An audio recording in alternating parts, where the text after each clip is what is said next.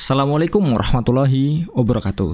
Jadi kita akan melanjutkan pembahasan dari video selanjutnya. Kalau yang sebelumnya kita punya dua buah ring, ya kan, bisa sama bisa berbeda ya.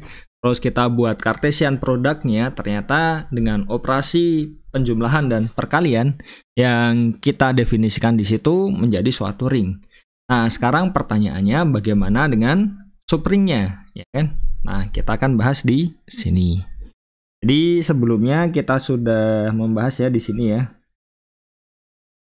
Oke, tentang ring, terus syarat-syaratnya ya kan. Kalau misalkan kita punya R1, R2 seperti ini kan. Kita definisikan penjumlahnya ini dan perkaliannya yang ini ya. Dan kita sudah menunjukkan semuanya di sini 1 2 sampai 3 ya. 1 2 3 semuanya. Jadi bisa cek di video sebelumnya. Linknya ada di kolom deskripsi. Oke. Nah, kita lanjut bagaimana dengan subringnya ya. Nah, kita misalkan dekatkan. Nah, diberikan, jangan yang merah ya. Jadi diberikan S1, S2 merupakan subring dari R1 dan R2 berturut-turut ya. Maksudnya berturut-turut itu ya berarti S1 itu subring dari R1 dan S2 itu subring dari R2.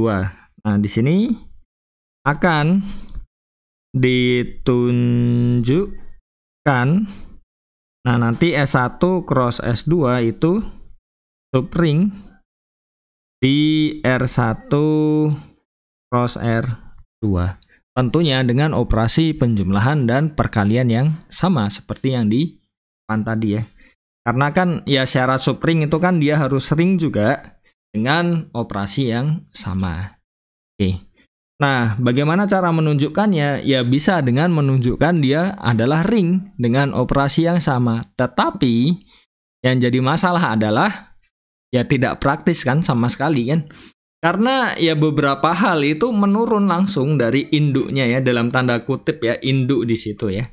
Jadi ya mau tidak mau ya harus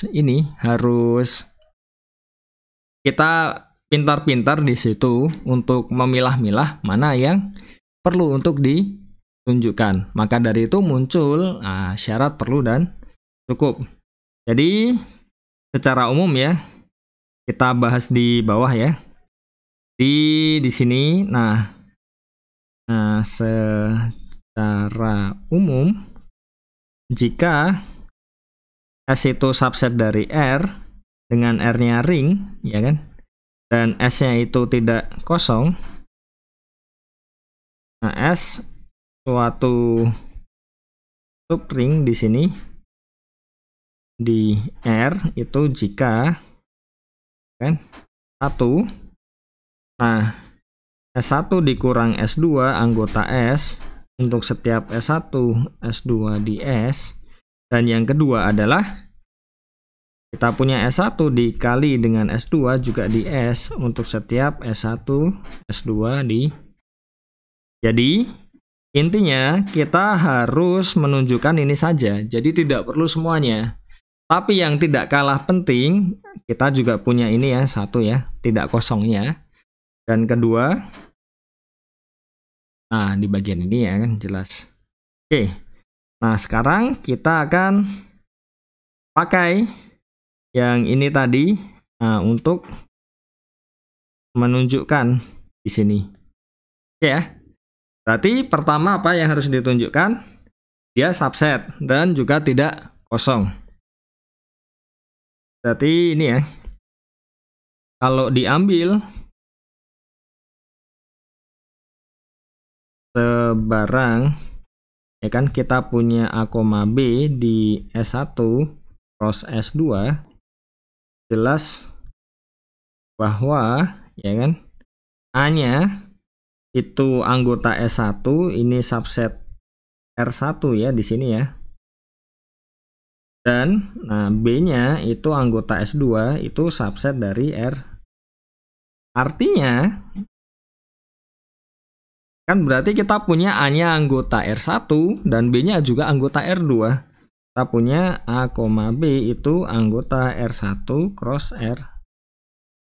Jadi dapat kita simpulkan bahwa S1 cross S2 itu subset dari R1 cross R2. Tapi sebenarnya ini juga sudah obvious ya, sudah sangat jelas ya.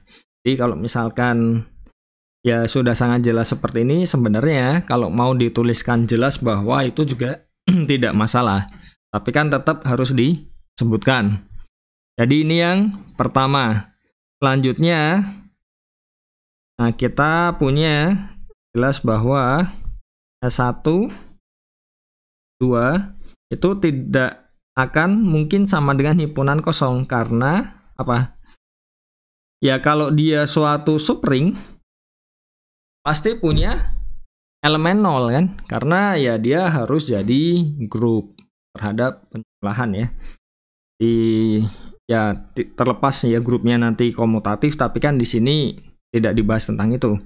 Intinya kita bisa mengambil 0 di R1, 0 di R2 itu anggota S1 cross S2. Ini jelas ya. Karena kan masing-masing S1 dan S2-nya dia subgroup. Di situ. Nah, kita punya 2 ini. Jadi bisa dilihat ya di sini ya. Ini yang pertama tetap di-mention meskipun jelas. Yang kedua yang di ini ya. Ya atau ini yang pertama itu yang kedua tetap ya muncul di situ. Oke, sekarang bagaimana dengan yang di kotak ini yang ya 1 2 ini? Berarti kan ya sudah, berarti kan diambil sebarang ya kan? Misal AB CD di S1 cross S2 kan. Nah, ini diperoleh apa? Kita punya yang pertama A, B dikurangkan dengan C, D itu maksudnya apa? Jadi ya dia ditambah dengan inverse dari C, D terhadap penjumlahan. Berarti artinya di sini dia sama saja seperti inverse dari C, D ini ya. Jadi kan ini itu sebenarnya inverse dari C, D terhadap penjumlahan ya. Nah, karena inversenya adalah minus C, minus D, berarti kan sama saja seperti ini kan. Nah, ini akan sama dengan apa? Kita punya di sini A ditambah minus C, terus kita punya B ditambah minus D kan. Berarti kan ya sebenarnya sama saja A kurang C, B kurang D ya. Nah, padahal S1-nya subring, berarti dia ini pasti anggota S1. Ini karena S2-nya subring, berarti kan juga ini anggota S2. Berarti ini artinya apa? Keseluruhan ini anggota 1 cross S. Ya. Terus yang kedua adalah bagaimana? Nah, kayak yang kedua misalkan di sini ya kita kalikan dengan C, D. Ya ini kali ya kali biasa ya. Seperti yang didefinisikan di awal itu kan berarti jadi ini terus jadi ini kan.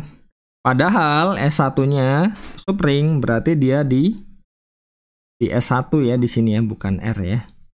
S1 di S2 kan. Kesimpulannya apa? Ya keseluruhan ini dia di S1 cross S. Jadi nah, S1 cross S2 adalah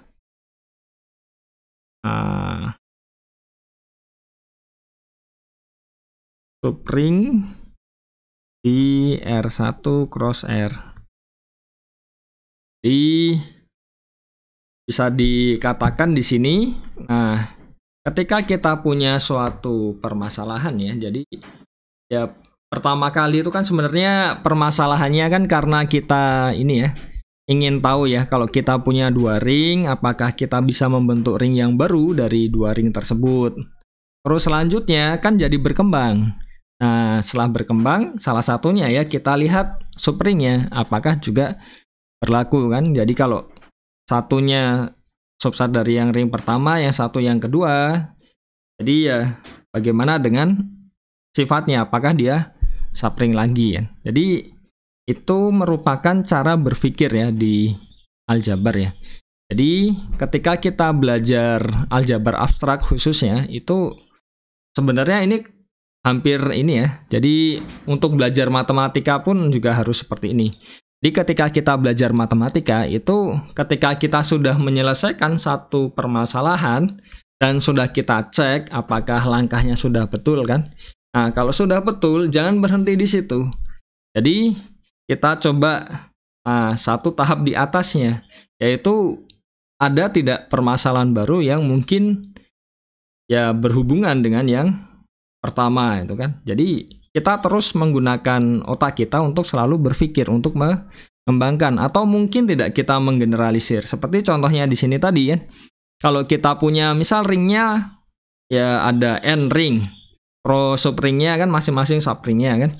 Terus bisa tidak kita menunjukkan kalau ya Cartesian product dari subringnya itu nanti jadi subring di yang Cartesian product dari ringnya kan. Jadi kan itu ya kita coba untuk mengembangkan terus ya, dan ya begitulah cara untuk belajar matematika khususnya ketika belajar aljabar abstrak. Jadi jangan sampai ya ini sudah terbukti terus apa selesai, ya tidak, jangan seperti itu. Itu bukan cara yang baik untuk belajar matematika ya pada umumnya ya di sini ya. Jadi memang sebaiknya ketika sudah selesai terus ya look back. Jadi lihat kembali ada tidak yang bisa kita kembangkan di situ. Nah, sekian dari video ini dan kita lanjutkan. Kalau tadi di video ini kita fokus membahas subring, nah bagaimana dengan idealnya kan? Jadi nah, untuk next video kita akan membahas ideal. Oke, sekian. Wassalamualaikum warahmatullahi wabarakatuh.